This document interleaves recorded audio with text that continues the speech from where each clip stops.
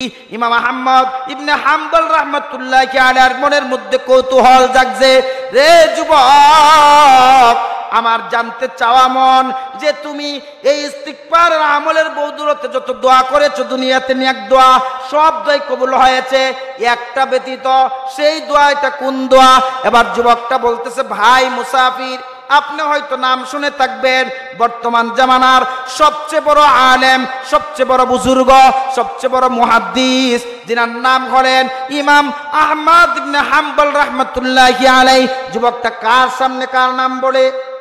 ইমাম আহমদ ইবনে হাম্বলের সামনে কি বলে? নামটা বলে। আপনি চিনে থাকবেন উনি এত বড় একজন আলেম, এত বড় একজন বুজুর্গ। আমি আল্লাহ পাক রব্বুল আলামিনের কাছে দোয়া করছি, কারণ আমি ছোট মানুষ, জীর্ণ শীর্ণ একজন গরিব মানুষ। আমি যদি আমার এই ব্যবসা বন্ধ কইরা উনার বাড়িতে যাই সাক্ষাতের জন্যে, তাহলে কয়েক সপ্তাহ সময় লাগবে। কয়েক সপ্তাহ যদি আমার ব্যবসা দোকানটা বন্ধ থাকে, তাহলে সন্তানগুলি না খেয়ে দিন যাবে, অনাহারে অর্ধাহারে দিন যাবে, সম্ভব না। এই জন্যে রব্বে কাবার কাছে আমি দোয়া করেছি, আল্লাহ এই ইমাম আহমদ ইবনে হাম্বলের মতো বুজুর্গের সাথে আমার মতো গোলামকে সাক্ষাৎ না করায় তুমি মৃত্যু দিও না। এবার যুবকটা বলে, ভাই মুসাফির, এই পর্যন্ত ওনার সাথে সাক্ষাৎ হয় নাই, বুঝতে আর বাকি রইল না, আমার দোয়া কবুল হয় নাই। এবার ইমাম আহমদ ইবনে হাম্বল রাহমাতুল্লাহি আলাইহি যুবকের কথাগুলি শুই না চোখ দিয়ে পানিগুলি টপ টপ করে পড়ে, দুইটা হাত সামনের দিকে বাড়াইয়া দেয় আর চিৎকার করে বলে, রে যুবক, আসো আসো, তুমি আমার বুকের মধ্যে আসো। আসার পরে সুন্দর করে এইভাবে জড়ায়া ধরে আর কানে কানে বলে, যুবক রে, চিন্তা করিস না, আল্লাহ পাক রব্বুল আলামিন তোর ইস্তিগফারের বদৌলতে, ইস্তিগফারের ফজিলতে আল্লাহ পাক রব্বুল আলামিন তোর এই দরখাস্তটাও কবুল করেছেন। যুবকটার শরীরটা শিহরে উঠছে। আমার ভাই যুবকটা একটু লড়ে চড়ে দাঁড়াইলো আর চেহারার দিকে তাকায় বলে, ভাই মুসাফির, বুঝলাম না ব্যাপার, এই দরটা কবুল হয়েছে, আপনি কেমনে বুঝলেন? এবার ইমাম আহমদ ইবনে হাম্বল রাহমাতুল্লাহি আলাইহি যুবকটাকে বলেন, যুবক রে, শুধু কবুল হয়েছে তাই না, আল্লাহ পাক রব্বুল আলামিন ইস্তিগফারের আমলের বদৌলতে তোমাকে এত দামি বানাইছেন। তোমার মতো দামি বান্দাকে আল্লাহ পাক ইমাম আহমদ ইবনে হাম্বলের মতো কম দামি গোলামের কাছে নেয় নাই। আল্লাহ পাক রব্বুল আলামিন ইমাম আহমদ ইবনে হাম্বলের মতো গোলামটাকে তোমার কাছে পাঠাইয়া দিছে। যুবকটা বলে, এই চেহারার দিকে তাকায় বলে, ভাই মুসাফির, বুঝলাম না, আর একটু খুলে বলো। যুবক রে, তুমি কি বুঝো নাই? বলে, না, তুমি যার জন্য রব্বে কাবার কাছে দরখাস্ত করছিলে সেই ব্যক্তি আমি। তার মানে কি? মানে হলো আমার নামই হলো ইমাম আহমদ ইবনে হাম্বল। সুবহানাল্লাহ। এটা কিসের বরকতে হয়েছে? ইস্তিগফারের বরকতে হয়েছে। এ হলো চারটা পুরস্কার দিবেন।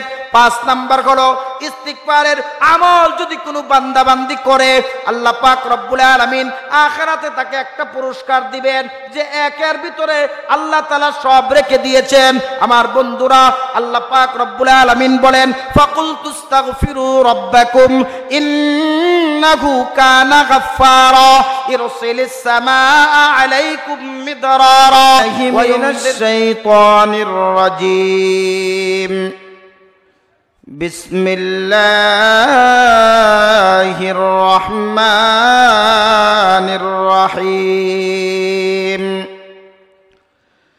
ফাকুলতুস্তাগফিরু রাব্বাকুম ইন্নাহু কানা গাফফারা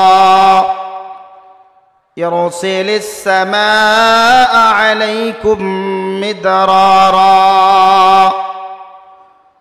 ويمددكم بأموال وبنين ويجعل لكم جنات ويجعل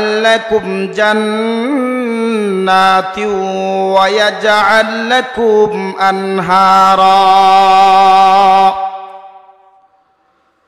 وقال سيدنا وحبيبنا ونبينا صلى الله عليه وسلم من لزم الاستغفار জাআলাল্লাহু লাহু মিন কুল্লি দীকিন মাখরাজা ওয়া মিন কুল্লি হাম্মিন ফারাজা ওয়া ইয়ারযুকুহু মিন হাইসু লা ইয়াহতাসিব ওয়া ক্বালা তাআলা ফি শান হাবিবিহি ওয়া মাহবুবিহি ইন্নাল্লাহা ওয়া মালাইকাতাহু ইউসাল্লুনা আলান নাবী ইয়া আইয়ুহাল্লাযীনা আমানু সাল্লু আলাইহি ওয়া সাল্লিমু তাসলিমা। আমার সঙ্গে সকলে জবান করে মহাব্বতে নামাজের দরুদ ইব্রাহিম পড়ুন। আল্লাহুম্মা সাল্লি আলা মুহাম্মাদিন ওয়া আলা আলি মুহাম্মাদ কামা সাল্লাইতা আলা ইব্রাহিম ওয়া আলা আলি ইব্রাহিম ইন্নাকা হামিদুম মাজিদ। اللهم بارك على محمد وعلى آل محمد كما باركت على إبراهيم وعلى آل إبراهيم إنك حميد مجيد। বাইতুল ফুরকান হামিউস সুন্নাহ মাদ্রাসা থেকে কর্তৃক আয়োজিত দ্বিতীয় বার্ষিক ওয়াজ মাহফিলের সম্মানিত সভাপতি ও সুদক্ষ পরিচালক সাহেব, বাংলার বিভিন্ন অঞ্চল থেকে আগত নায়েবে নবী, কোরআনের দ্বারক বাহক, নবীজির কলিজার টুকরা, জাতির শ্রেষ্ঠ সন্তান হযরতে উলামায়ে কেরাম, মুরব্বিয়ানে ইজম, আমার সমবয়সী যুবক ভাইয়েরা, সর্বপ্রথমেই মহান আল্লাহ পাক রব্বুল আলামিনের দরবারে অসংখ্য অগণিত শুকরিয়া যে আল্লাহ পাক রব্বুল আলামিন আমাদেরকে মহাব্বত করে, ভালোবেসে, চয়েস করে কোরআনী মাহফিল তথা জান্নাতের বাগানে আসা এবং বসার তৌফিক দান করেছেন। তারই সঙ্গে হযরতে উলামায়ে কেরামের জবান থেকে কোরআন ও হাদিসের গুরুত্বপূর্ণ আলোচনা বলা, শ্রবণের সুযোগ যেই মহান আল্লাহ তাআলা দান করেছেন, সেই আল্লাহ তাআলার নিকট শুকর গুজার করতে যে শরীরের সকল শক্তিটুকু উজাড় করে দিয়ে কৃপণতা না করে আল্লাহর দেয়া জবান ব্যবহার করে সকলে একসাথে একসঙ্গে কণ্ঠ মিলিয়ে উঁচু আওয়াজে শুকরিয়া আদায় করছি আলহামদুলিল্লাহ। প্রিয় ভাইরা, যারা এখনো রাস্তাঘাটে আছেন, দোকানপাটে আছেন অথবা নিজ বাড়িতে অবস্থান করছেন, মেহরবানি করে আমি আপনার একজন জাতি ভাই, ধর্মীয় ভাই, মুসলমান ভাই হিসাবে আপনার প্রতি বয়ানের প্রথমেই উদারত আহ্বান রাখবো, মেহরবানি করে আপনি অতি দ্রুত আমাদের মাহফিলে আসবেন। কারণ এই মাহফিলটা আগামীকালকে এখানে থাকবে না। থাকবে কি? সবাই কথা বলেন, থাকবে কি? থাকবে না। যদি হায়াত পাই, আমরা যদি হায়াত পাই আগামীকালকে, তাহলে আজকের কাজ কালকে করা সম্ভব। কিন্তু হায়াত না পাইলে, হায়াত পাইলেও আজকের মাহফিল আগামীকালকে এখানে হবে না, শোনা সম্ভব না। কথা বলেন ঠিক কিনা? কারণ হতে পারে এই একটা মাহফিল যদি আল্লাহ পাক রব্বুল আলামিনের দরবারে কবুল হয়ে যায়, আল্লাহ তাআলা এই মাহফিল উসিলা করে আমাদের জীবনের গুনাহ খাতা মাফ করে জান্নাত দিতে পারেন কি পারেন না? বলেন, দিতে পারেন না? মেহরবানি করে আপনারা সকলে চলে আসুন ইনশাআল্লাহ। প্রিয় ভাইয়েরা, আমি আপনাদের সামনে পবিত্র কোরআনে হাকিমের সূরা নূহের 10, 11, 12 নম্বর আয়াতে কারিমা তিলাওয়াত করেছি। নবীজির অসংখ্য অগণিত আহাদিসে মুবারাকা থেকে ছোট্ট একটা হাদিসও তিলাওয়াত করেছি। আল্লাহ পাক রব্বুল আলামিন তৌফিক দান করলে পঠিত আয়াত এবং হাদিসকে সামনে রেখে কিছু আলোচনা করার ইচ্ছা করেছি। ওমা তৌফিকি ইল্লা বিল্লাহ। এইদিকে, ওইদিকে না, স্যারে কে বসতেছে, আমার দিকে একটু খেয়াল দিবেন, একটু নজর এইদিকে দিবেন আমার দিকে। আল্লাহ পাক রব্বুল আলামিন আমার তিলাওয়াতকৃত আয়াতগুলির মধ্যে একটা আমলের কথা বলছেন। কয়টা আমল? একটা আমলের কথা বলছেন, যে একটা আমল, এই আমলটা যদি কোনো বান্দাবান্দি করতে পারে আমি আল্লাহ তাকে 5টা পুরস্কার দিব। বলেন সবাই, কয়টা পুরস্কার? 5টা পুরস্কার। তার মধ্যে 4টা পুরস্কার হলো দুনিয়াতে আর একটা হলো আখেরাতে। আখেরাতে যে আমি একটা পুরস্কার দিব, এই একটা পুরস্কার, বাচ্চাটার থামান, এই একটা পুরস্কার যে আখেরাতে দিব, এই একের ভিতরে সব আমি আল্লাহ দিয়া দিব। সুবহানাল্লাহ। তাহলে কাজ কম, মজুরি বেশি, কি বলেন ঠিক না? ছোট্ট একটা আমল।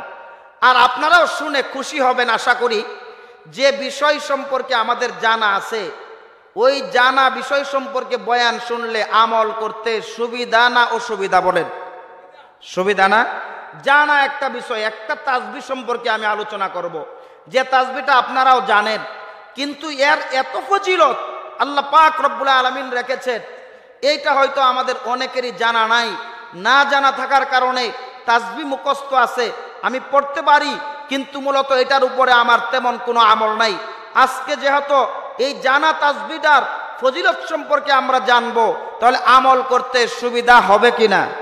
আমল করতে সুবিধা হবে। আল্লাহ পাক রব্বুল আলামিন বলেন, ফাকুলতু আস্তাগফিরু রাব্বাকুম ইন্নাহু কানা গাফফারা ইরসিলিস সামাআ আলাইকুম মিদরারা ويمددكم بأموال وبنين ويجعل لكم جنات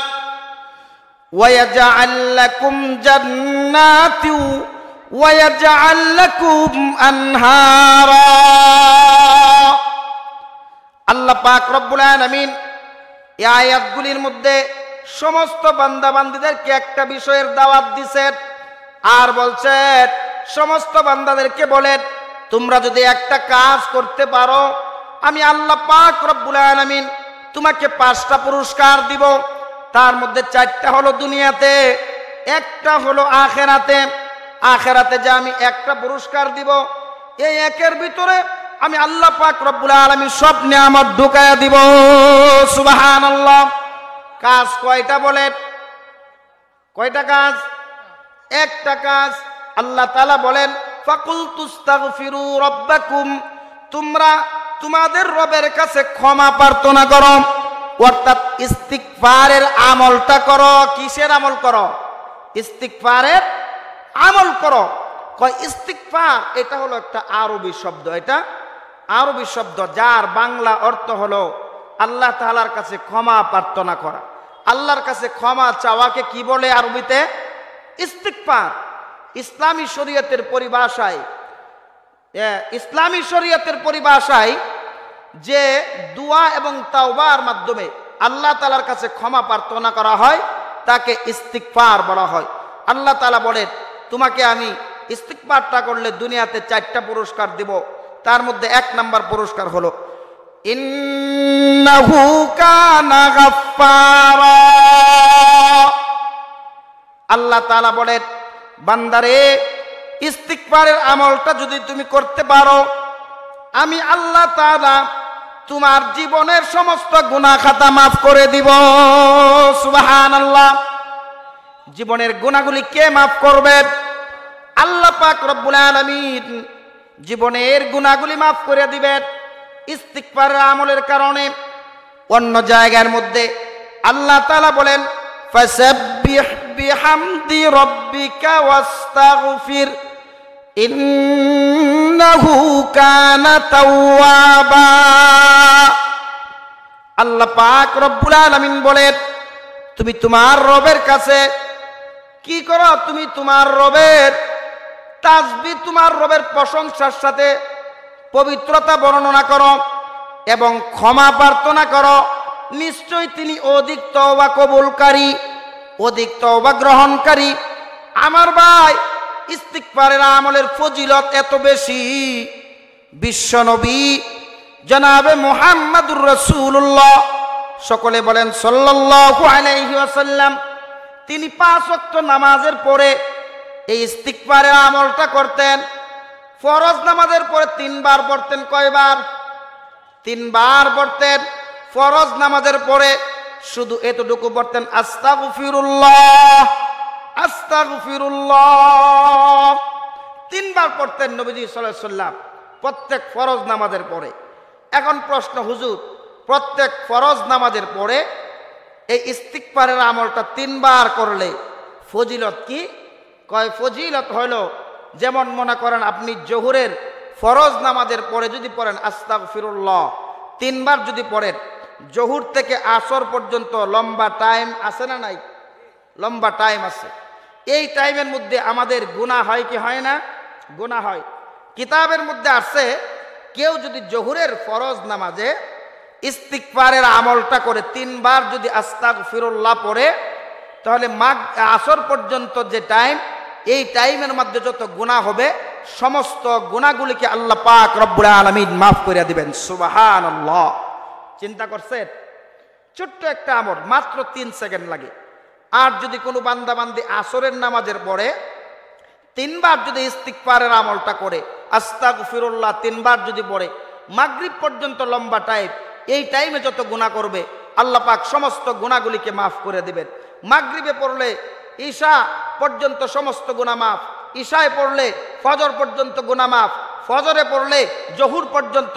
অর্থাৎ 5 ওয়াক্ত নামাজের পরে, প্রত্যেক ফরজ নামাজের পরে 3 বার করে যদি এই ইস্তিগফারের আমলটা কেউ যদি করে, আল্লাহ পাক রব্বুল আলামিন তার 24 ঘন্টার সমস্ত গুনাহগুলিকে মাফ করে দিবেন। সুবহানাল্লাহ। কিতাবের মধ্যে আছে ইস্তিগফারের ফজিলত এত বেশি, এই আমলটা যদি কেউ করে তাহলে তার মধ্যে আর জান্নাতের মধ্যে মাত্র একটা পার্টিশন। কয়টা পার্টিশন? জান্নাতে যাওয়ার জন্য একটা পার্টিশন। এই পার্টিশনের নাম হলো মৃত্যু। অর্থাৎ ইস্তিগফারের আমলকারী বান্দাবান্দি মরবে তো আল্লাহর তৈরি জান্নাতে চলে যাবে। সুবহানাল্লাহ। এর মধ্যে হাদিসের কিতাবের মধ্যে ইস্তিগফারের বিভিন্ন বর্ণনা আছে। তার মধ্যে একটা সাইয়্যিদুল ইস্তিগফার আছে, সকল ইস্তিগফারের সেরা ইস্তিগফার। মাত্র 1 মিনিট বা তার থেকে কম একটু সময় লাগে। কেউ যদি ফজরের নামাজের পরে একবার যদি সাইয়্যিদুল ইস্তিগফার পড়ে, মাগরিব পর্যন্ত লম্বা টাইম, এই টাইমের ভিতরে যদি মারা যায় তাহলে মরবে তো আল্লাহর তৈরি জান্নাতে চলে যাবে। সুবহানাল্লাহ। কেউ যদি মাগরিবে পড়ে একবার মাত্র সাইয়্যিদুল ইস্তিগফার যদি একবার পড়ে, তাহলে আল্লাহ পাক রব্বুল আলামিন তাকে ওই যে মাগরিব থেকে ফজর পর্যন্ত লম্বা টাইম, এই টাইমের মধ্যে যদি লোকটা মারা যায় তাহলে আল্লাহ পাক তাকে জান্নাত দেওয়ার ওয়াদা করছেন। সুবহানাল্লাহ। অর্থাৎ ফজরে একবার, মাগরিবে একবার, দৈনিক কয়বার হলো? 2 বার। এই সাইয়্যিদুল ইস্তিগফার যদি কেউ যদি পড়ে, তাহলে আল্লাহ পাক রব্বুল আলামিন এই 24 ঘন্টার মধ্যে যদি ওই বান্দা মারা যায়, আল্লাহ তাআলা তাকে জান্নাতে দিবেন। সুবহানাল্লাহ। সাইয়্যিদুল ইস্তিগফারটা কি? আসুন আমরা শুনি। আল্লাহুম্মা আনতা রাব্বি লা ইলাহা ইল্লা আনতা খালাকতানি ওয়া আনা আবদুকা ওয়া আনা আলা আহদিকা ওয়া ওয়া'দিকা মাসতাতা'তু আউযু বিকা মিন শাররি মা সানা'তু আবুউ লাকা বিনি'মাতিকা আলাইয়া ওয়া আবুউ বিযামবি ফাগফিরলি ফাইন্নাহু লা ইয়াগফিরুয যুনুবা ইল্লা আনতা। আমার ভাইয়েরা, 1 মিনিটের উপরে সময় লাগে নাই। হয়তো অনেকেই এমন আছেন প্রথম শুনেছেন এই জন্য কঠিন মনে হয়েছে, কিন্তু না না, আসলেই কিন্তু কঠিন না। বর্তমানে তো খুবই সহজ। টাচ মোবাইল যারা চালান, গুগলে যায় বাংলাতে সাইয়্যিদুল ইস্তিগফার লিখে চার্জ দিলে চলে আসবে। দেখবেন আরবিতেও আসবে, বাংলাতেও আসবে। আমার ভাই, একটু কষ্ট করে এইটা সাইয়্যিদুল ইস্তিগফারটা একটু শিখে নেবেন। সকালে ফজরের পরে একবার, আর রাতের বেলা মাগরিবের নামাজের পরে একবার পড়ে নেবেন। ওই রাত এবং দিনের মধ্যে যদি আপনার ইন্তিকাল হয়ে যায়, আল্লাহ পাক রব্বুল আলামিন ওয়াদা করছেন আপনি মরবেন তো আল্লাহর তৈরি জান্নাতে দিয়ে দিবে। সুবহানাল্লাহ। তাহলে আমি বলেছিলাম আমার আয়াতগুলির মধ্যে, পঠিত আয়াতের মধ্যে আল্লাহ পাক রব্বুল আলামিন বলেছেন, বান্দারে একটা কাজ যদি তুমি করতে পারো তাহলে তোমাকে আমি 5টা পুরস্কার দিব। তার মধ্যে 4টা হলো দুনিয়াতে, দুনিয়ার চারটার এক নাম্বার হলো তুমি যদি ইস্তিগফারের আমলটা করতে পারো, আমি আল্লাহ ওয়াদা করলাম তোমার জীবনের সমস্ত গুনাহ খাতা মাফ করে দিব। সুবহানাল্লাহ। দুই নাম্বার হলো ইরসিলিস সামাআ আলাইকুম মিদরারা। আল্লাহ পাক রব্বুল আলামিন বলেন দুই নাম্বার পুরস্কার হলো ইস্তিগফারের আমলের কারণে আকাশ থেকে আমি বৃষ্টি নাজিল করি। আমার ভাই, আল্লাহ তাআলা কিন্তু রিজিকের মালিক, কথা বলেন ঠিক কিনা? আল্লাহ পাক রব্বুল আলামিন আকাশ থেকে বৃষ্টি নাজিল কইরাম, এই যে জমিন আছে জমিনটাকে উর্বর করেন, ফসল ফলানোর উপযোগী বানান। আর আমরা ওই সিজনলি আমরা যখন ফসলগুলি লাগাই, আল্লাহ পাক রব্বুল আলামিন ওই বৃষ্টির মাধ্যমে জমিনটা যে উর্বর করছেন, এই উর্বর জমিনে যখন ফসল লাগায় আল্লাহ পাক রব্বুল আলামিন এই ফসল ফলানোর মধ্য দিয়ে আমাদেরকে রিজিক দেন। কারণ আল্লাহ আমাদের রিজিকের মালিক কে? আল্লাহ পাক রব্বুল আলামিন আমাদের রিজিকের মালিক। আল্লাহ তাআলা বলেন ওয়ামা মিন দাব্বাতিন ফিল আরদি ইল্লা আলাল্লাহি রিজকুহা। রিজিকের মালিক কে? আল্লাহ। আমার ভাই, এই ইস্তিগফারের আমলের কারণে আল্লাহ পাক রব্বুল আলামিন আকাশ থেকে বৃষ্টি নাজিল করেন। মুফাসসিরিনে কেরাম তাফসীরে কিতাবে লেখেন যে বৃষ্টি হলো দুই প্রকার। কয় প্রকার বৃষ্টি? আপনারা আমার কথা বুঝতেছেন? বুঝেন? তাহলে একটু হ্যাঁ না জবাব দিয়ে, একটু আওয়াজ দিয়ে, তাহলে আমি বুঝবো যে আপনারা বুঝতেছেন। জবাব দিবেন তো ইনশাআল্লাহ? বৃষ্টি দুই প্রকার তাফসীরে কিতাবে লেখা হয়। এক প্রকার বৃষ্টি হলো যেটা আমরা চোখ দিয়ে দেখি, কাপড়ে পড়লে কাপড় ভিজে, শরীরে পড়লে শরীর ভিজে, পুকুরে পড়লে পুকুরে পানি বৃদ্ধি পা, রাস্তায় মুষলধারে বৃষ্টি পড়লে রাস্তার ময়লা আবর্জনা পরিষ্কার হয়। কি বলেন, ঠিক না? আর এক প্রকার বৃষ্টি আছে যে বৃষ্টি চক্ষু দিয়ে দেখি না, কাপড়ে পড়লে কাপড় ভিজে না, শরীরে পড়লে শরীর ভিজে না, পুকুরে পড়লে পুকুরের পানি বৃদ্ধি পায় না, রাস্তায় পড়লে রাস্তার ময়লা আবর্জনা পরিষ্কার হয় না। এখন প্রশ্ন, হুজুর তাহলে আগের বৃষ্টির ফজিলত বুঝছি, কিন্তু যে বৃষ্টি চোখ দিয়ে দেখা যায় না, কাপড়ে পড়লে কাপড় ভিজে না, এই বৃষ্টির ফজিলত কি? এই বৃষ্টির ফজিলত হলো সব থেকে বেশি। হাদিসের কিতাবের মধ্যে আসছে, বান্দাবান্দি যখন গুনায় লিপ্ত হয় আর গুনাহ করে ফেলে, তখন একটা গুনাহ করলে তার কলবের মধ্যে একটা কালো রেখা হয়, আরেকটা গুনাহ করলে কলবে আরেকটা কালো রেখা হয়। এইভাবে গুনাহ করতেছে, কলবের মধ্যে কালো রেখা পড়তেছে, এইভাবে কালো রেখা পড়তে পড়তে কলবটা কালো আঙ্গারা হয়ে যা। আমার ভাই, ইস্তিগফারের আমলের বদৌলতে আল্লাহ পাক রব্বুল আলামিন আকাশ থেকে এমন রহমতি বরকতি বৃষ্টি নাজিল করেন, দেখবেন মুষলধারে বৃষ্টি হইলে রাস্তায় বের হইলে পুরা রাস্তা দয়া মুইসা পরিষ্কার। কথা বলেন ঠিক কিনা?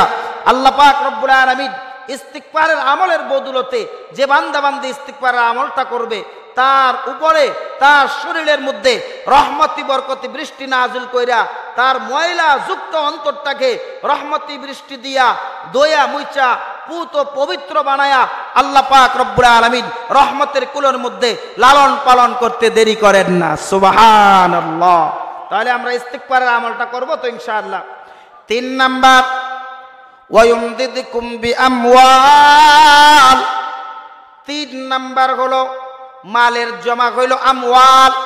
আল্লাহ পাক রব্বুল আলামিন বলেন, বান্দা আমি আল্লাহ পাক রব্বুল আলামিন ওয়াদা করলাম, তুমি যদি ইস্তিগফারের আমলটা করতে পারো, আমি আল্লাহ তোমার মাল বৃদ্ধি করে দিব, সম্পদ বাড়াইয়া দিব।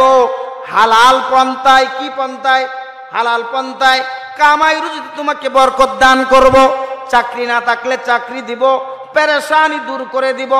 সকল প্রকার মুসিবত ইস্তিগফারের আমলের কারণে আমি আল্লাহ পাক রব্বুল আলামিন দূর করে দিব। 4 নাম্বার পুরস্কার হলো আল্লাহ পাক রব্বুল আলামিন বলেন, ওয়ায়ুমদিদকুম বিআমওয়ালি ওয়া বানিন। 4 নাম্বার পুরস্কার হলো আল্লাহ পাক রব্বুল আলামিন বলেন যে আমি যে তোমাকে দুনিয়াতে 4টা পুরস্কার দিব, তার মধ্যে 4 নাম্বার পুরস্কারটা হলো যার সন্তান নাই, আমি আল্লাহ ইস্তিগফারের আমলের বদৌলতে তাকে সন্তান দিব। সুবহানাল্লাহ। যার ছেলে আছে তাকে মেয়ে দিব, যার মেয়ে আছে তাকে ছেলে দিব। আর যে একদম নিঃসন্তান, যার কোনো সন্তানই নাই, ইস্তিগফারের আমলটা যদি করতে পারো, আমি আল্লাহ পাক রব্বুল আলামিন ওয়াদা করলাম তোমাকে সন্তান দিব। আবার অনেকে আছে বলতে পারেন যে হুজুর আমার তো সন্তান আছে, আমার সন্তানের দরকার নাই, ইস্তিগফারের আমলেরও দরকার নাই। আরে ভাই, আপনি আমার কথাগুলি মনোযোগ সহকারে শুনুন। আমরা যখন বাংলাদেশে ঘুরে ঘুরে বয়ান করি, অনেক মাহফিলে যাওয়ার পরে মুরব্বী বাবাজিরা একটু কথা বলার চান্স নিতে চান্স পাইলেই কানে কানে বলে দে হুজুর আমার 4টা ছেলে 3টা মেয়ে, কিন্তু সন্তানের দ্বারাতে আমি জর্জরিত হয়ে গেছি, এরা আমার কোনো কথা শুনে না, অবাধ্য চলাফেরা করে, হুজুর সন্তানের থেকে নিঃসন্তানই ভালো ছিল। এরকম বাবা আছে না নাই? কি বলেন ঠিক না? এরকম আছে না লোক? সন্তানের থেকে না থাকাই ভালো ছিল, কারণ লরং বরং জামাইয়ের সে বিধুবাই বালা। কি বলেন ঠিক না? হ্যাঁ, সন্তানের থেকে নিঃসন্তানই বালা। আপনার সন্তান আপনার কমন মানে না, আপনি বলেন একদিকে, সে যা আর একদিকে। আল্লাহ পাক রব্বুল আলামিন বলেন যার সন্তান নাই তাকে সন্তান দিব, যার সন্তান আছে কথা শুনে না, এলোমেলো চলে, ইস্তিগফারের আমল করলে আমি আল্লাহ পাক রব্বুল আলামিন তার সন্তানকে এ আমলের বরকতে তার বাধ্যগত করে দিব। সুবহানাল্লাহ। অনেক মারা আছে তাবিজ তালাশ করে, তাবিজ হুজুরের কাছে যা কয় কি, হুজুর আমার মাত্র 1টা মেয়ে 4টা ছেলে, ছেলেগুলি আলহামদুলিল্লাহ প্রতিষ্ঠিত, কিন্তু মেয়েটারে বিয়া দিছি, তার সংসারের মধ্যে অশান্তি আর অশান্তি, জামাইয়ে কথা শুনে না, শাশুড়ি যন্ত্রণা দেয়, একটা দেবর আছে, এটা তো আরো বড় ফাজিল, এরপরে আমার জামাইয়ের একটা মেয়ের জামাইয়ের একটা বোন আছে, এত বিয়ার পরেও বাড়িতে থাকে, কি যে যন্ত্রণা দেয়। একটা তাবিজ দেন, যায় কি যায় না?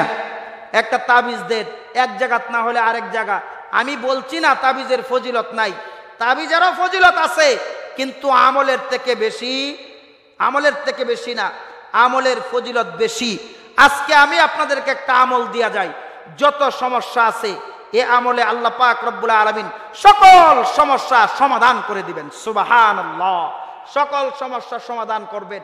এটা একদম পরীক্ষিত একটা আমল, যাদেরকেই দিয়েছি 2-3 দিন সর্বোচ্চ 1 সপ্তাহের মধ্যে সংবাদ আসছে যে হুজুর আপনি যে আমলটা দিছিলেন আল্লাহ পাক রব্বুল আলামিন আমার সকল সমস্যাগুলি সমাধান করে দিয়েছেন, আমি অনেক উপকার পাইছি।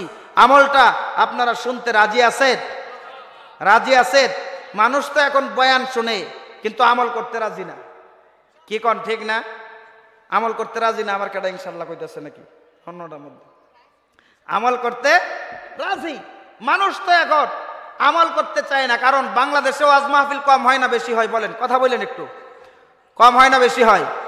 যে পরিমাণ ওয়াজ মাহফিল হয়, আমরা যে পরিমাণ বয়ান শুনি, ওই পরিমাণ আমল আমাদের আছে? হ্যাঁ, এখানে অনেক বাবাজি আছে যে 50 বছর ধরে নামাজের বয়ান শুনে, এখনো নিজেই নামাজি হয়েছে না। কি বলেন ঠিক না? অনেক লোক আছে 30 বছর যাবৎ পর্দার বয়ান শুনতেছে, কিন্তু তার স্ত্রীকে এখনো পর্দায় তুলতে পারে নাই, বড় মেয়েটা এখনো পর্দা করে না। এরকম আছে না নাই? অনেকে আছে রোজার বয়ান শুনতেছে, সামনে মাহে রমজান আসতেছে, কিন্তু রমজানের দিনে দিনের বেলা সে পর্দা লাগায় হোটেলে ঢুকে আর পরে খাবার খায়। আছে না নাই? ওই কারণ কি?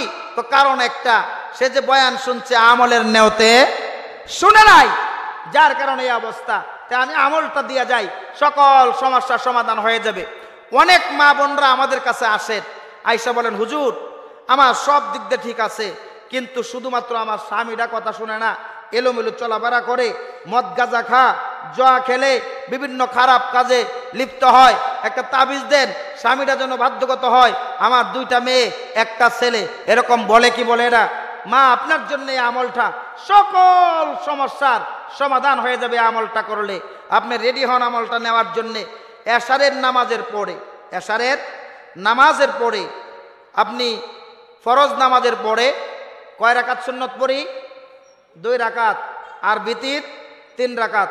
পড়ার পরে আপনি জায়নামাজে বসবেন। ওই জায়নামাজটার মধ্যে বৈশা একটা তাসবিহ হাতে নিবেন। নেওয়ার পরে বেজুর আপনি যে দুরুদটা পারেন, আপনার কাছে সহজ মনে হয়, ওই দুরুদ পড়বেন বেজুর সংখ্যায়। এলা যে কয়বার পড়েন বেজুর পড়বেন। সবচেয়ে ছোট দরুদ হলো সাল্লাল্লাহু আলাইহি ওয়াসাল্লাম, এটাও পড়তে পারেন, বা অন্য কোনো দুরুদ আপনি পড়ে এরপরে আপনি পড়বেন লা হাওলা ওয়ালা কুওয়াতা ইল্লা বিল্লাহ। একবার পড়বেন আর একটা তাসবিহ দানা টান দিবেন, আবারও বলবেন লা হাওলা ওয়ালা কুওয়াতা ইল্লা বিল্লাহ, আবার একটা তাসবিহ দানা টান দিবেন।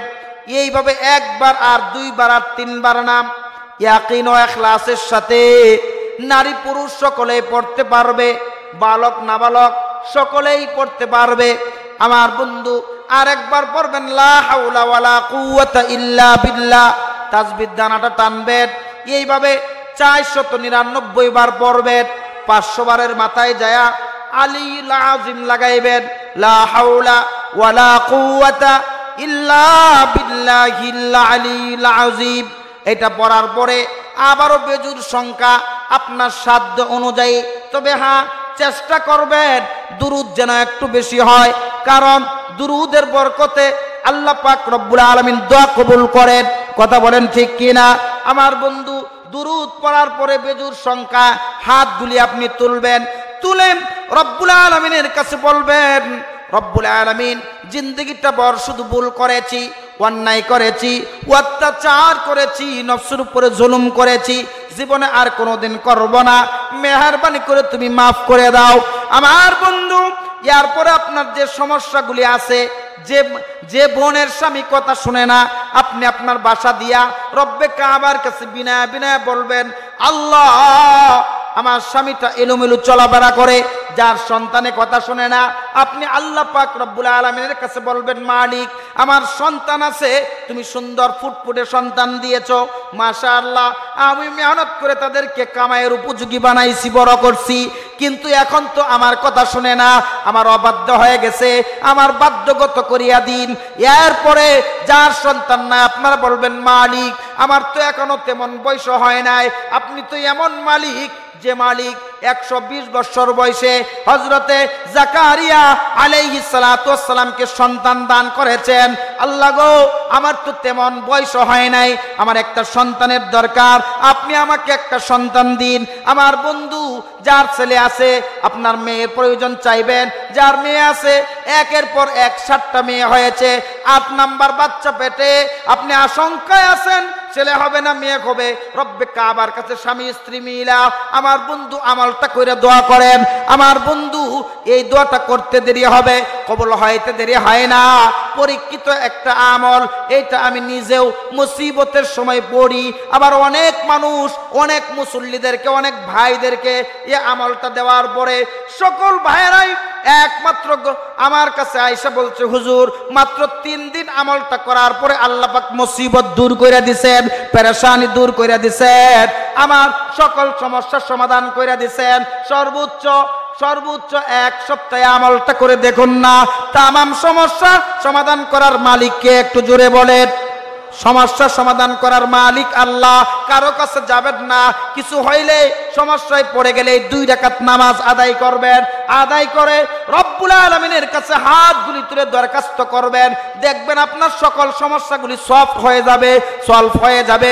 আমার ভাই ইস্তিগফারের আমলের বদৌলতে শুধুমাত্র এই কয়টা ফজিলত বিষয়টা এমন না, ইস্তিগফারের আমল যে বান্দাবান্দি করে সেই লোকটা আল্লাহ তাআলার কাছে এত দামি হয়ে যা, তার জিহ্বাটা এত ধারালো হয়ে যা, ইস্তিগফারের আমলের কারণে আল্লাহ পাক রব্বুল আলামিন তার জবানটাকে মুস্তাজাবুদ দাওয়া বানায়া দেন। সুবহানাল্লাহ।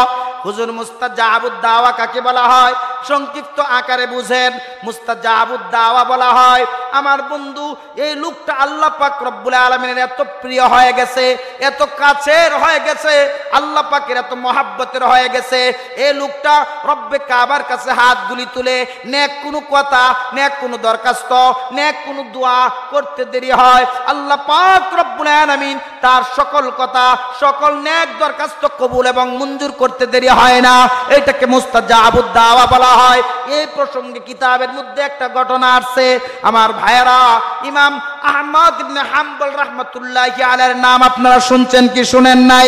একটু আওয়াজ দিয়ে বলুন, শুনছেন কি শুনেন নাই?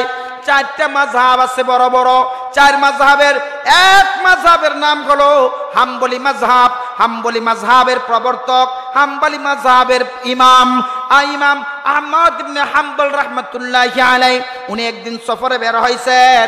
সফরে বের হওয়ার পরে চলতে চলতে চলতে চলতে এমন একটা এলাকায় গেছেন, অপরিচিত এলাকা, কোনো আত্মীয় স্বজন নাই, কোনো পরিচিত মানুষ নাই। তৎকালীন জামানা তো এরকম 5 স্টার হোটেলও ছিল না, আবাসিক থাকার মতো কোনো ব্যবস্থা ছিল না, কোনো হোটেল মোটেল ছিল না। আমার ভাইয়েরা, ওই এলাকার মধ্যে যাওয়ার পরে উনি এশারের নামাজ একটা মসজিদের মধ্যে জামাতের সহিত আদায় করলেন। আদায় করার পরে আল্লাহর বান্দা ইমাম আহমদ ইবনে হাম্বল রাহমাতুল্লাহি আলাইহি মনে মনে মনস্থ করলেন এবং সিদ্ধান্তে উপনীত হলেন, না না, কারণ এখন তো ঘন ঘন মসজিদ, আগেকার জামানায় উনার জামানায় কিন্তু অনেক দূরে দূরে মসজিদ ছিল, এত সুন্দর রাস্তাও ছিল না, আবার অপরিচিত এলাকা, তখন কিন্তু রাতের বেলা চলতেও একটু অসুবিধা হয়তো, কি হতো না বলেন? অসুবিধা হয়তো। উনি চিন্তা করলেন, না না, ফজরের নামাজেরও ব্যাপার আছে, কারণ যারা আল্লাহওয়ালা, যারা পূর্ণাঙ্গ মুমিন, এরা শুধু নামাজ পড়ে এমন তা না, নামাজ তো বাদ দেওয়াই যাবে না, তবে তাকবীরে উলার সাথে নামাজ পড়তে হবে। তাকবীরে উলাকে অনেক কি করে, অনেক মূল্যায়ন করে। উনি চিন্তা করলেন, কোথায় যাব, রাত্রি কোথায় কাটাবো, আল্লাহর ঘর যেহেতু আছে, তাহলে এখানে শুয়ে পড়ি, সকালবেলা ফজরের নামাজটা জামাতে আদায় করার পরে আমি আমার গন্তব্যের দিকে রওনা হব। কথাগুলি খুব গভীর মনোযোগ সহকারে শুনেন। ইস্তিগফারের আমলের বদৌলতে আল্লাহ পাক রব্বুল আলামিন সাধারণ মানুষকে যে প্রিয় বানায়া নেন, সাধারণ মানুষকে যে দামি বানায়া দেন, মুস্তাজাবুদ দাওয়া বানায়া দেন, ওই লোকটা যা বলে মালিক তা শুনতে বাধ্যগত হয়ে যান, মালিক তাকে মহাব্বত করেন। ঘটনাটা শুনলে একটু বুঝবেন আমার ভাইয়ারা। উনি মসজিদের মধ্যে কি করলেন, উনার যে হালকা পাতলা সামানা ছিল ওইগুলি বিছায়া শুয়ে পড়লেন। হঠাৎ করে খাদেম চলে আসছে, আয়েশা বলতেছে, ভাই মুসাফির, কারণ উনি যে জামানার এত বড় আলেম, এত বড় মুহাদ্দিস, এত বড় আল্লাহওয়ালা, বেশ পোশাকে তো বোঝা যায় না, পোশাক দেখে বোঝা যায় না, পোশাক দেখলে তো মনে হয় উনি জীর্ণ শীর্ণ একজন মানুষ, বোঝা যায় না। কারণ আল্লাহওয়ালা যারা হয় তারা তো ওই রকম পোশাক পরিধান করে না, তারা তো আল্লাহকে রাজি এবং খুশি করতে পাগল হয়ে যাও। পোশাক যেমন হোক, আল্লাহওয়ালা যারা হয় তারা সরল সোজা হয়, কি হয় না? তারা সরল সোজা হয়। উনাকে খাদেমে চিনে না, আর কে ভালো কে খারাপ তা তো কপালেও লেখা নাই। কারণ অনেক মসজিদের মধ্যে মুসল্লির বেশ ধইরা, হুজুরের বেশ ধরে চোর দুইকে চুরি করে, কি করে না? চুরি করে না? আপনাদের এলাকায় নাই? চুরি করে। আমার ভাইয়েরা, খাদেম তো চিনে না, এই জন্য বলছে, ভাই মুসাফির, এখানে থাকা যাবে না, কমিটির নিষেধ, আপনাকে চলে যেতে হবে। আপনি ভালো না খারাপ না মন্দ আমরা তো চিনি না, এখানে অনুমতি নাই, আপনি যদি থাকেন আমার চাকরি চলে যাব, বের হয়ে যান। লম্বা ঘটনা। এক পর্যায়ে উনি করলেন কি, বের হয়ে গেলেন মসজিদ থেকে, আর চিন্তা করতেছেন কোথায় যাওয়া যা, এখানে তো অপরিচিত এলাকা আমার, আবার হোটেলও নাই, থাকার কোনো ব্যবস্থা নাই, এই রাত্রি এখন আমি কোথায় যাব? তখন তো এশারের পরে অনেক রাত্রি হইতো, আর বর্তমান জামানায় তো আমরা মাহফিল কইরা রাত্রে 3টা সাড়ে 3টার সময় যখন ব্রিজে যায় উঠি, তখন দেখি ব্রিজের এই মাথায় কিছু পোলাবান, ওই মাথায় কিছু পোলাবান মোবাইল লয়া এরকম খালি টানতেছে। তাদের চেহারার দিকে তাকাইলে বোঝা যায় যে সবে মাত্র মাগরিবের আজান দিল। কথা বলেন ঠিক কিনা? এরকম আপনারা দেখেন নাই? তৎকালীন জামানায় তো এশারের নামাজের আগে আমরা ঘুমায় যেতাম, কি বলেন ঠিক না? ছোট্ট সময়। আর উনাদের আমল তো আরো অনেক আগে। উনি তখনের জন্য ওই রাত্রিটা এশারের পরে গভীর রাত্রি মনে হয়তো। উনি চিন্তা করলেন রাত্রি অনেক হয়েছে, তো কোথায় যাব? উনি আস্তে আস্তে করে আল্লাহর নাম লয়ে উনি মসজিদ থেকে বের হইলেন, হাঁটি হাঁটি পা পা করে একটু সামনে আগাইলেন। আগায় দেখলেন ওই যে দূরে দেখা যায় একটা আগুন জ্বলতেছে। আবার রাত্রিটা ছিল শীতের রাত্রি, শীতের রাত্রে আগুনের পারে থাকা কি ভালো লাগে না? একটু বেশি ভালো লাগে। আপনারা আজকে থেকে 20 বছর আগের দিকে যদি একটু লক্ষ্য করেন, ব্রেক করেন, তাহলে দেখবেন যে বাড়ির উঠান বলা হয় আমাদের নেত্রকোনাতে, আপনাদের এলাকায় কি বলে? উঠান বলে। এই উঠানের মধ্যে আমরা ছোট্ট সময় দেখছি বড় করে একটা আগুন ধরছে, ফ্যামিলির সদস্য সবাই আসছে, সব ঘরের লোকেরা আইসা একটু আগুন থেকে মজা নিচ্ছে একসাথে, আরো বিভিন্ন ধরনের গল্প গুজব করছে। এরকম সময় আপনাদের যায় নাই? হ্যাঁ, ওই শীতের সিজন। এই জন্যে তখন তো এত পোশাক ছিল না, তীব্র শীত ছিল, এই জন্য একটু আগুনের পারে আমরা যাইতাম। এইভাবে উনি চিন্তা করলেন তাহলে শীতের রাত্রি, তাকায়া দেখলেন যে একটা চুলার মধ্যে আগুন জ্বলতেছে, একটা মেসিয়ারে কাজ করতেছে। এই যে একটা যুবকে কাজ করতেছে, যুবকটা একাই মেসিয়ারের কাজ করে, আবার একাই কি করে, কারিগরের কাজ করে। সে রুটি বানায়, রুটি তাওয়ার মধ্যে গরম করে, আবার কেউ চাইলে তাকে রুটি দেয়। একা একাই কাজ করতেছে, ছোট্ট একটা হোটেল। উনি আস্তে আস্তে কাছে যায় যুবকটাকে বললেন, যুবক, আমি দূর দেশের মানুষ, মুসাফির মানুষ, মসজিদে গিয়েছিলাম, আমাকে বের করে দিছে। তোমার যদি অনুমতি হয়, অসুবিধা না হয়, তোমার এই চুলার পাশে বসে বসে আমি রাত্রিটা কাটায় দিতে চাই। যুবকটা বলে, ভাই মুসাফির, রাতের বেলা আপনি আসছেন, এখানে তো আমার কোনো কাজ নাই, আপনার যদি অসুবিধা না হয় তাহলে আপনি থাকতে পারেন। এক পর্যায়ে আল্লাহর বান্দা ইমাম আহমদ ইবনে হাম্বল রহমতুল্লাহি আলাই, উনি উনার যে হালকা পাতলা সামানা ছিল ওইগুলি কি করলেন, বিছায়া ওজিফার একটা কিতাব উনি হাতের মধ্যে নিয়ে পড়তে শুরু করলেন। আজকে থেকে 10 বছর আগে তাকাইলে আপনি দেখবেন, আমরা যখন গাড়িতে উঠতাম কোথাও যাওয়ার জন্য বাসে, তখন এই দিক থেকে আওয়াজ আসতো কোরআন তেলাওয়াতের। আস্তে করে লক্ষ্য করে তাকায় দেখতাম কোনো একজন হুজুর হয়তো মুখস্থ তিলাওয়াত করতেছে, আর না হয় ছোট্ট একটা কোরআন শরীফ নিয়ে তিলাওয়াত করতেছে, আর না হয় ছোট্ট একটা ওজিফার বই এক মুরব্বী এইভাবে খুলে ওজিফা তিলাওয়াত করতেছে। এরকম দেখেন কি দেখেন নাই? এখন তো ডিজিটাল জামানা, বাসে উঠলে নিত্য নাচ দেখতে হয়, কথা বলেন ঠিক কিনা? আমল বলতে কিছু নাই।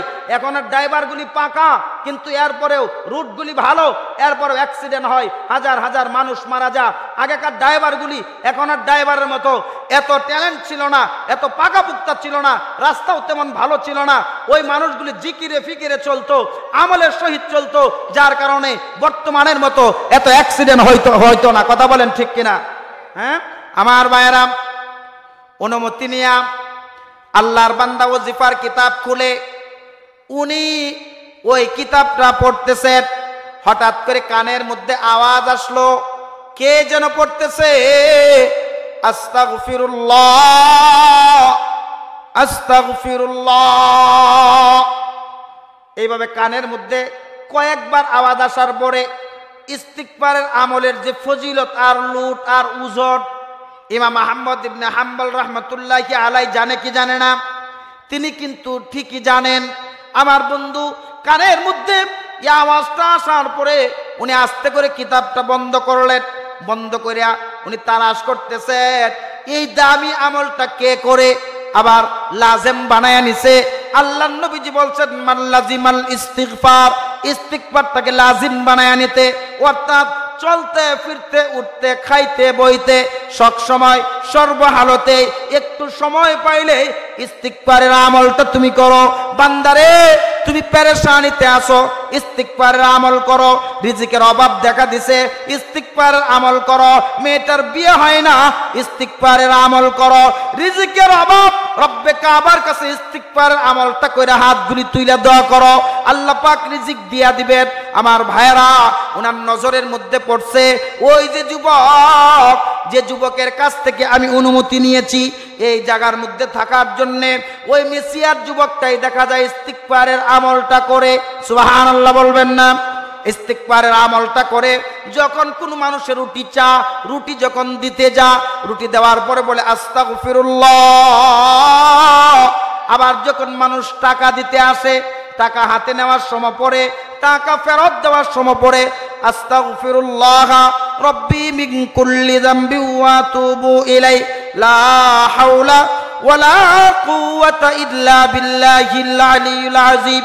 উনি বেশ লম্বা টাইম সময় লক্ষ্য করলেন গভীর মনোযোগ সহকারে।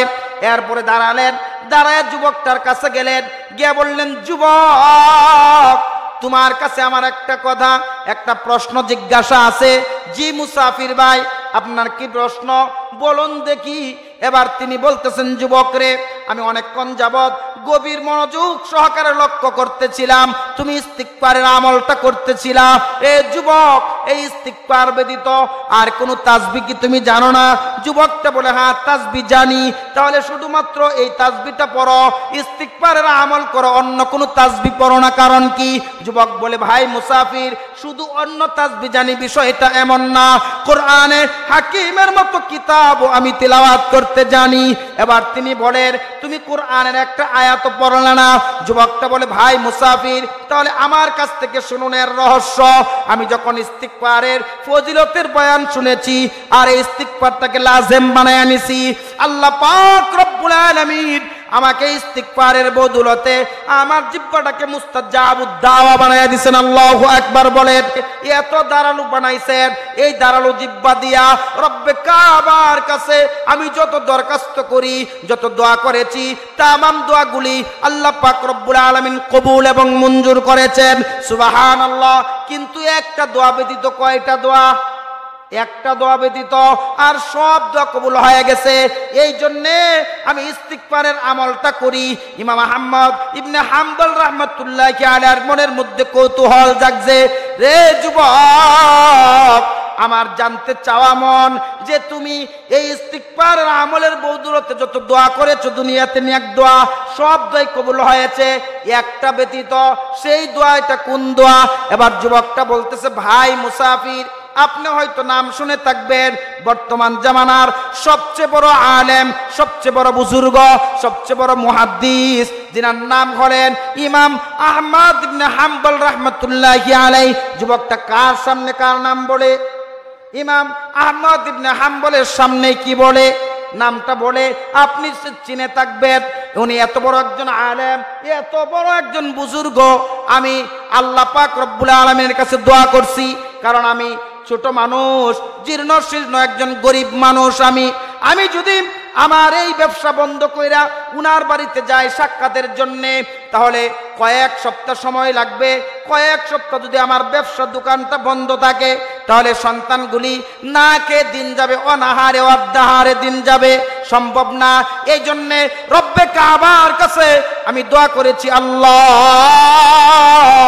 এই ইমাম আহমদ ইবনে হাম্বলের মতো বুজুর্গের সাথে আমার মতো গোলামকে সাক্ষাৎ না করায় তুমি মৃত্যু দিও না।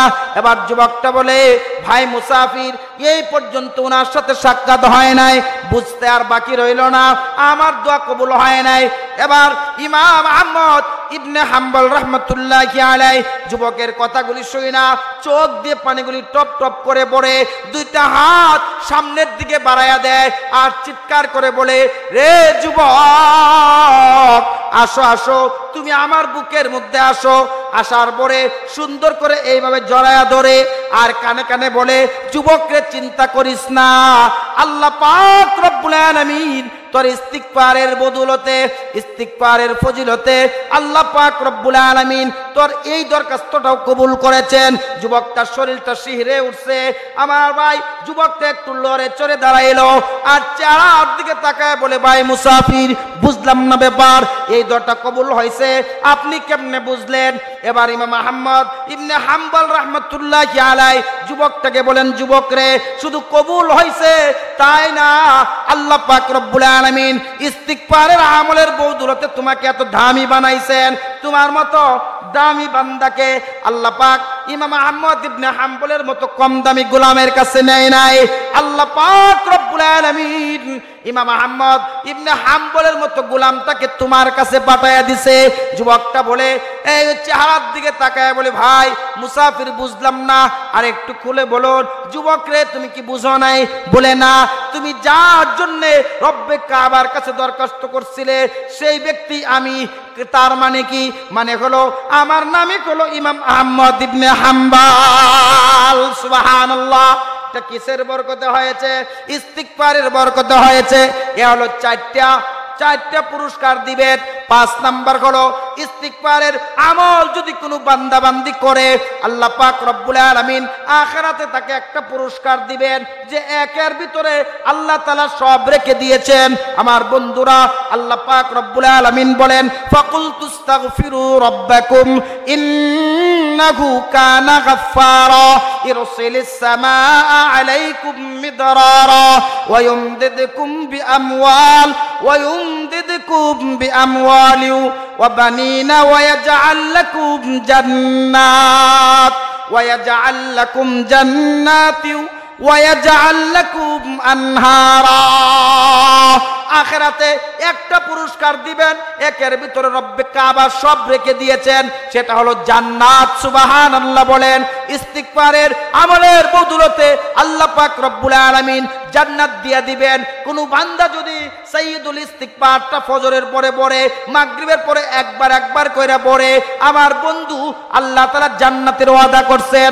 আল্লাহুম্মা আনতা রব্বি লা ইলাহা ইল্লা আনতা খালাকতানি ওয়া আনা আবদুকা ওয়া আনা আলা আহদিকা ওয়া ওয়া'দিকা মাসতাতা'তু আউযু বিকা মিন শাররি মা সানা'তু আবুউ লাকা বিনি'মাতিকা আলাইয়া ওয়া আবুউ বিযামবি ফাগফির লি ফাইন্নাহু লা ইয়াগফিরুয যুনুবা ইল্লা আনতা। এটা একবার পড়লে ফজরের পরে, মাগরিবের পরে একবার জান্নাত দেওয়ার ওয়াদা করছেন। এমন নাজ নিয়ামত বিশিষ্ট জান্নাত আল্লাহ পাক দিবেন। আমার ভাইরা, আল্লাহ পাক রব্বুল আলামিন হাদিসে কুদসির মধ্যে বলেন, আ'দাতু লিইবাদিয়াস সালিহিন মা লা আইনুন রাআত ওয়ালা উযুনুন সামিআত ওয়ালা খাতারা আলা কলবি বাশার। আল্লাহ পাক রব্বুল আলামিন বলেন, আমার প্রিয় বান্দাদের জন্য আমি আল্লাহ জান্নাতের মধ্যে এমন নাজ নিয়ামত রাখছি, যে নাজ নিয়ামতের কথা আমার কোন বান্দা কোনদিন অন্তর থেকে কল্পনাও করে নাই। সে যা কল্পনা করেছে এর অতীত, তার কল্পনা যেখানে যায় শেষ, সেখান থেকে নিয়ামত শুরু। কল্পনার অতীত নিয়ামত আমি তার জন্য রেখে দিয়েছি। এই চক্ষু কোনোদিন এমন নাজ নিয়ামত দেখে নাই। মালা আইনুন রাআত, এই চক্ষু এমন নাজ নিয়ামত দেখে নাই। এর অতীত আমি কি করেছি, এর থেকে অনেক অনেক অনেক গুণে বেশি নাজ নিয়ামত আমার প্রিয় বান্দা বান্দির জন্য রাখছি। এরপরে আল্লাহ পাক রব্বুল আলামিন বলেন, বান্দাকে যে দুইটা কর্ণ দান করেছি শ্রবণ করার জন্য, বান্দা নাজ নিয়ামতের কথা যতই শ্রবণ করেছে শুনেছে, কিন্তু এমন নাজ নিয়ামত রাখছি এই বান্দা কোনোদিন এত নাজ নিয়ামতের কথা এই কর্ণ দিয়া শ্রবণ করে নাই। আমার ভাইয়েরা, এমন একটা জান্নাত আল্লাহ পাক রব্বুল আলামিন ইস্তিগফারের আমলকারী বান্দাকে দিবেন। রব্বে কাবা বলেন, যখন আপনাকে জান্নাতটা দিবেন, এর আগে আরেকটা কথা বলে রাখি, জাহান্নাম আছে না নাই? জান্নাতের বিপরীত জাহান্নামও কিন্তু আছে। কথা বলেন ঠিক কিনা? আছে না নাই? এই দিকে নজর দেন, আছে না নাই? আছে। কিন্তু জাহান্নাম আল্লাহ পাক কেন বানাইছে? আমাদেরকে দেওয়ার জন্য, জাহান্নামে দেওয়ার জন্য? আরেক ভাইকে দেওয়ার জন্য? জাহান্নামে দেওয়ার জন্য না।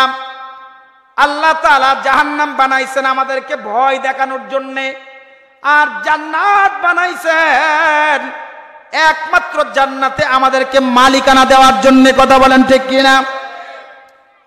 কিন্তু আল্লাহর বান্দা এত নিষ্ঠুর, আল্লাহ তাআলা কোরআনে হাকিমের মধ্যে ঘোষণাও করে দিয়েছেন রাস্তা দুইটা, ফারিকুন ফিল জান্নাতি ওয়া ফারিকুন ফিস সাঈর।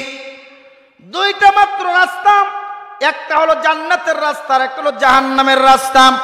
বান্দারে, ইচ্ছা করলে তুমি ডানের রাস্তাও চলতে পারো, জান্নাতের রাস্তা, ইচ্ছা করলে বামের রাস্তাও তুমি চলতে পারো। এই জন্য জাহান্নাম রাখছেন। বামের রাস্তায় যদি চলো তাহলে বাম দিকে এই রাস্তাটা যায় যে জায়গায় শেষ হবে, যে জায়গায় শেষ হবে এরপর হবে জাহান্নাম, অর্থাৎ তোমার গন্তব্য হবে জাহান্নাম। এটা বারবার সতর্ক করায়, জাহান্নাম এই দিকে যাও না, এই দিকে যাও, এই দিকে যাও, তুমি জান্নাতটা পাইবা। এমন একটা জান্নাত রব্বে কাবা ইস্তিগফারের আমলকারী বান্দা বান্দিকে দান করবেন। আল্লাহর বান্দা জান্নাতের মধ্যে জানালার পাশে বসে থাকবে, আর ওই জান্নাতের তলদেশ দিয়ে নহরগুলি প্রবাহিত হবে।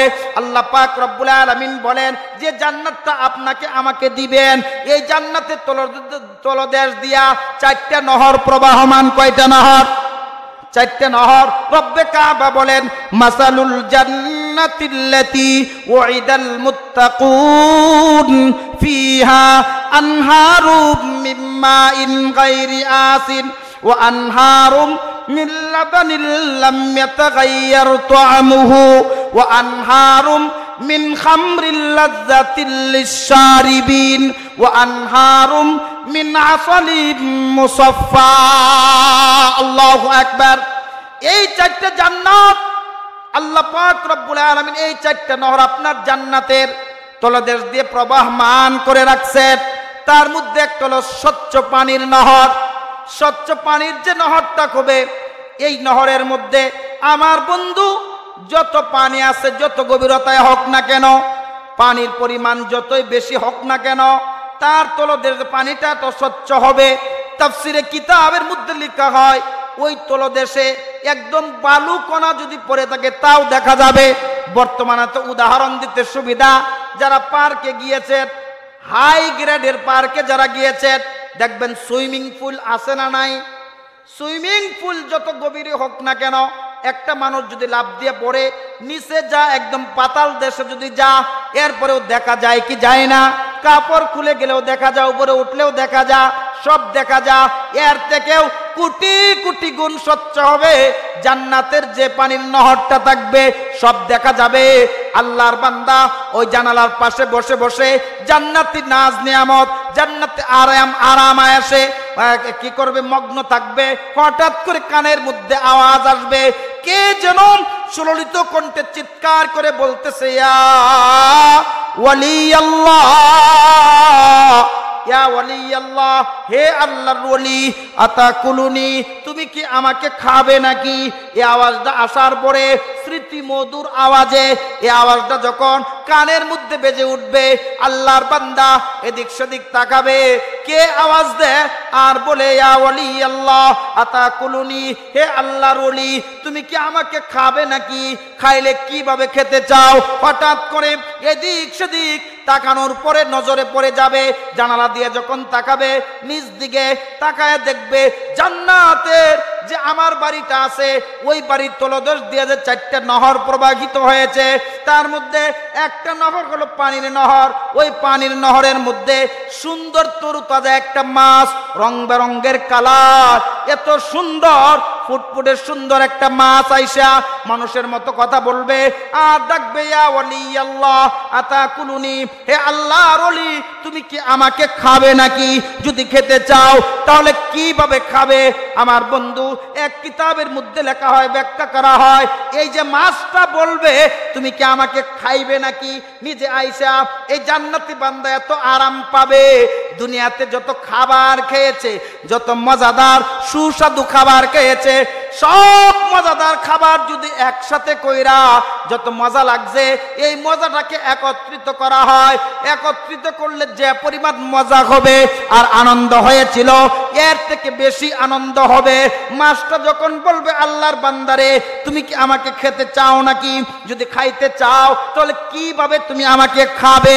আল্লাহর বান্দা, আমার বন্ধু, জবান দিয়ে বলতে হবে না, কারণ আল্লাহ পাক রব্বুল আলামিন জান্নাতের নাজ নিয়ামতগুলি কলবের সাথে ফিটিং করে রাখছেন, এই অন্তরের সাথে আল্লাহ পাক ফিটিং করে রাখছেন, ফিটিং আর সেটিং করে রাখছেন। বান্দা জবান দিয়ে বলতে হয় না, হাত দিয়েও ধরতে হয় না, পা দিয়েও আগায়া যাইতে হয় না। জান্নাত তো এমন ভাবে আল্লাহ পাক রব্বুল আলামিন তৈরি করেছেন, বান্দা শুধুমাত্র অন্তর থেকে একটু কল্পনা করবে আর বলবে, এইভাবে খেতে চাই ভাজি, দেখবে মুহূর্তের মধ্যে ভাজি হয়ে চলে আসবে। সুবহানাল্লাহ। আমি ঝুল বেশি পছন্দ হয়, ঝুল করে আমি খেতে চাই, মাছটা ঝুল হয়ে চলে আসবে। হালকা তরকারি দিলে ভালো হয়, সরসরি করে খেতে চাই, যেভাবেই চাক না কেন। মোট কথা হলো, কল্পনা করতে দেরি হবে, কিন্তু আল্লাহ পাক রব্বুল আলামিন বেশি সময় না, 2-1 সেকেন্ডের মধ্যে ওইভাবে কল্পনার মতো করে উপস্থিত করে দিতে দেরি হবে না। আল্লাহর বান্দা খাবার খাবে, এত সুস্বাদু খাবার আর এত মজা হবে।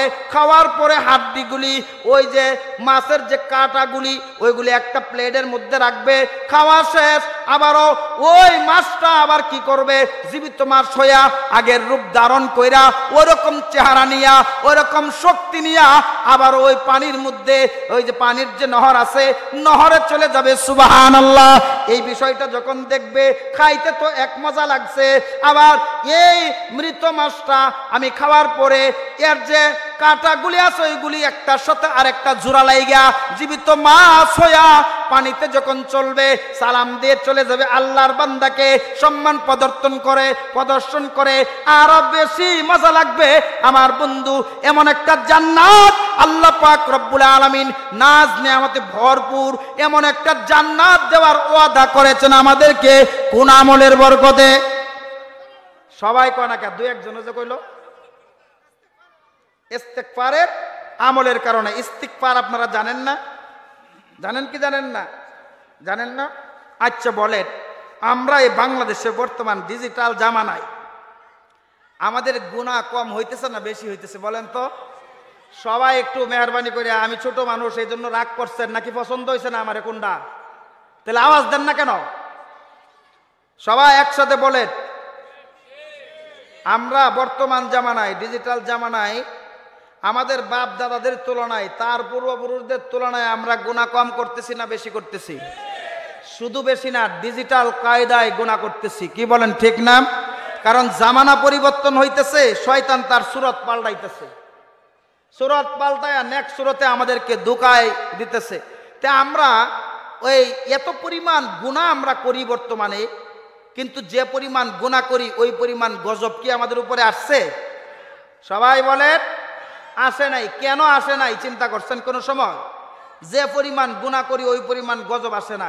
এখানেই হয়তো এরকম লোক থাকতে পারে, সে প্রতিনিয়ত প্রতিদিন জিনায় লিপ্ত। নাউজুবিল্লাহ বলেন, আছে না নাই? এখানে এরকম লোক থাকতে পারে প্রতিদিন প্রতিনিয়ত সে সুদ খায়, সুদ ছাড়া তার আর কোনো রিজিকই নাই বাড়িতে। এরকম আছে না নাই? এরকম লোক আছে এখানে যে প্রতিনিয়ত সে 10টা কথা বললে কমপক্ষে 9টা কথাই মিথ্যা বলে, কোন রকম একটা সত্য বলে, তার এই একটার মধ্যে পার্সেন্ট বসাইলে 99% একটা তো মিথ্যা কথা। এরকম আছে না নাই? হ্যাঁ, কিন্তু গজব তো আসলো না, ওই পরিমাণ গজব আসে না। কেন আসে না চিন্তা করছি। আল্লাহ পাক রব্বুল আলামিন কোরআনে হাকিমের মধ্যে আয়াতে কারিমা নাজিল করছেন, নাজিল কইরা জানাইছেন যে 2টা কারণে আমি আল্লাহ পাক তোমরা এত গুনাহ করার পরেও তোমাদেরকে কি দেই না? আযাব গজব দেই না। একবারে আযাব দিয়া কথা ছিল কের রহমতের বৃষ্টি, আর হলো চোখে দেখা যা বৃষ্টি, ওই আগুনের বৃষ্টি হওয়ার কথা ছিল, কবরে রাখার সাথে সাথেই আক্রমণ করার কথা ছিল, জমিনে তোমাকে গ্রাস করে ফেলার কথা ছিল, জমিন ফেটে তোমাকে ভিতরে ঢুকানোর কথা ছিল, তোমার যে বিল্ডিং ইমারত এই তোমার গুনার কারণে জমিনে ভূমিকম্প হয়ে বিল্ডিং ধসে দেবে যাওয়ার কথা ছিল, কিন্তু এত গুনাহ করলা, আমি ডাবাইলাম না কেন? তুমি চিন্তা করছো? আল্লাহ পাক রব্বুল আলামিন বলেন 2টা কারণে আমি বান্দাদেরকে একবারে আযাব দিয়ে ধ্বংস করে দেই না। তার মধ্যে 1 নাম্বার কারণ হলো ওয়ামা কানাল্লাহু লিয়ুআযিবাহুম ওয়া আনতা ফীহিম। আল্লাহ পাক রব্বুল আলামিন নবীজি সাল্লাল্লাহু আলাইহি ওয়াসাল্লামকে বলেন, ইয়া রাসূলুল্লাহ, ইয়া হাবিবাল্লাহ, ওগো আল্লাহর নবীজি, আপনার উম্মতগুলি যত গুনাহ করুক না কেন, যতদিন আপনি দুনিয়াতে আছেন আপনি সকলকে জানায়া দেন, আপনি দুনিয়াতে থাকা অবস্থায় আপনার উম্মত যত গুনাহ করুক না কেন, যত খারাপ কাজে লিপ্ত হোক না কেন, আমি আল্লাহ যতই রাগান্বিত হই না কেন, কিন্তু না না, আপনি দুনিয়াতে থাকাকালীন আমি তাদেরকে একসাথে আযাব দিয়ে গজব দিয়ে ধ্বংস করে দিব না। তাহলে একটা কারণ পাইলাম, গুনাহ করি কিন্তু আযাব আসে না। আমার গুনাহর কারণে আল্লাহ পাক রব্বুল আলামিন আমার সম্পদ নষ্ট করে দেওয়ার কথা ছিল, বৃষ্টির পরিবর্তে শিলাবৃষ্টি হওয়ার কথা ছিল, আগুনের বৃষ্টি বইরা সম্পদগুলি নষ্ট করে দেওয়ার কথা ছিল। কারণ আল্লাহ পাক রব্বুল আলামিন তো মুমিনকে পদে পদে পরীক্ষা করেন, করেন কি করেন না? আমার ভাইয়েরা, আল্লাহ তাআলা মুমিনদেরকে সব সময় পরীক্ষা করেন, বিভিন্ন পর্যায়ে পরীক্ষা করেন। রব্বে কাবা বলেন, ওয়ালা নাবলুওয়ান্নাকুম বিশাইইম মিনাল খাউফি ওয়াল জুই ওয়া নাকসিম মিনাল আমওয়াল ওয়া নাকসিম মিনাল আমওয়ালি ওয়াল আনফুসি ওয়াস সামারাত ওয়া বাশশিরিস সাবিরিন। আল্লাহ তাআলা আয়াতের মধ্যে বলেন, ফসল বিনষ্টের মাধ্যমে আমি কি করি? পরীক্ষা করি, বিভিন্নভাবে পরীক্ষা করি। আমার বন্ধু, ফসল যতই নষ্ট হোক না কেন, আল্লাহ কিন্তু আবার আমাদের জন্য দয়া করে কিছু রেখেও দেন, একবারে ধ্বংস করে দেন না। কারণ মাত্র একটা নবীজি দুনিয়াতে আছেন। আমার ভাই, বর্তমানে বিশ্ব নবী রাহমাতুল লিল আলামিন দুনিয়ার জমিনে নাই, কিন্তু নবীজির প্রতিনিধি ওয়ারাসাতুল আম্বিয়া উলামায়ে কেরাম আছে না নাই? আল উলামা ওয়ারাসাতুল আম্বিয়া আছে না নাই? আমার বন্ধু, উলামায়ে কেরাম দেখবেন জায়গায় জায়গায়, এলাকায় এলাকায় মাদ্রাসা করছে কি করে নাই? আলেমদের ফজিলত কিন্তু কম না। কারণ এই উলামায়ে কেরাম কার ওয়ারিস? সবাই বলেন না কেন? নবীর ওয়ারিস। কিসের ওয়ারিস? দ্বারা আপনার সন্তান আপনার কাছ থেকে ওয়ারিস পাত, জমি, বাসা, দোকান, টাকা ইত্যাদি ইত্যাদি। কিন্তু উলামায়ে কেরাম নবীর কাছ থেকে তো টাকার ওয়ারিস নাকি? টাকার ওয়ারিস, টাকার ওয়ারিস না আমার বন্ধু। উলামায়ে কেরাম নবীজি সাল্লাল্লাহু আলাইহি ওয়াসাল্লামের ওয়ারিস। ইয়া আলেমরা যখন এই যে আজকে যে মাদ্রাসার উদ্যোগে মাহফিল, আপনি মনে করেন গুনাহ করি, গজব পায় না, কেন জানেননি? একটু শুনেন আমার ভাই, এই মাদ্রাসাগুলির কারণে গজব আসে না। যে এলাকায় মাদ্রাসা থাকে ওই এলাকায় কোরআনের আওয়াজ বন্ধ থাকে না, কোরআনের আওয়াজ চালু থাকে। গভীর রাত্রিতে উঠিয়া ওই মাদ্রাসার ছোট ছোট বাচ্চারা দেখবেন তাহাজ্জুদে দাঁড়ায় গেছে, জিকিরে লিপ্ত হয়ে গেছে, কোরআন তেলাওয়াত করতে শুরু করছে। কদ আফলাহাল মুমিনুন আল্লাযীনা হুম ফি সালাতিহিম খাশিউন ওয়াল্লাযীনা হুম আনিল লাগবি মুরিদুন ওয়াল্লাযীনা হুম লিয-যাকাতি ফাইলুন ওয়াল্লাযীনা হুম লিফুরুজিহিম হাফিজুন। এইভাবে তিলাওয়াত করে রহমতি বরকতি বৃষ্টি তিলাওয়াতের কারণে নাজিল হয় ওই এলাকায়। আর এই সন্তানগুলি মাদ্রাসার শিক্ষকগুলি যখন দিনের বেলা অথবা বিকালে দেখবেন আসরের নামাজের পরে 2 জন 3 জন 4 জন 5 জন করে বের হয় কি হয় না? হাটে। এমন তো হয় আমাদের এলাকায় নেত্রকোনা, আমাদের এলাকাতে অনেক আলেম, আমাদের এলাকায় কমপক্ষে 100 আলেম আছে। মাদ্রাসার ছুটির যে একটা মৌসুম আছে, যেমন কুরবানির ঈদ, কুরবানির ঈদের পরে যদি আপনি আমার এলাকায় যান, নদী আছে, নদীর পারে যায় দেখবেন শুধু টুপি আর টুপি, 10 জন 20 জন করে বসছে। আর বইসে মাঝখানে কি রাখছে? হ্যাঁ, টিপা টিপি, এটা কি কয়? বাদাম, বাদাম রাখছে। আপনি যখন দূর থেকে তাকাইবেন 10 জন 20 জন করে দাঁড়ায় বসে আছে, এত সুন্দর দেখা যায় মনে হয় যেন জান্নাতি ফেরেশতা নাইমা আসছে। কথা বলেন ঠিক কিনা? কারণ সাদা পোশাক, সাদা কাপড়, সাদা টুপি, জান্নাতি হুর পরি যেন বের হয়ে আসছে।